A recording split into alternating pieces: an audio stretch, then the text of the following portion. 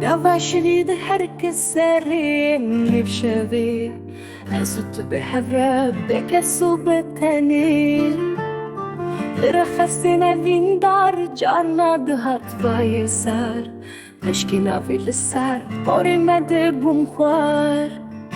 Çiqas xweşik û ew dem war Bi hatina bêkes dibûn der Dengê pişîkeke tenik tenê mabû lê war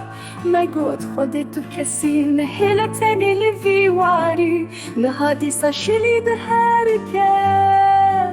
Lê vê demê li kûçan ez bê hemdê xwe tenha mamê Şevîna dilê min ronaya ji pencereyan dikeve ser rêyan Dilop ve bin Niha kulîlkan Hate bîra min ew pişîka tenê Vê carê ez tenê me bê tu dimeşim li nav kûçan Difikirim li wan rojan bi tere demên borî Canê min hezkirina min tu kurî Niha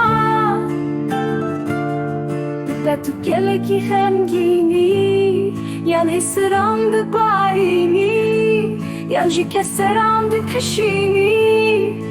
Erê canê min Dîsa şilî diherike wek berê Lê vê carî li seriyan ez bî te tenha mamê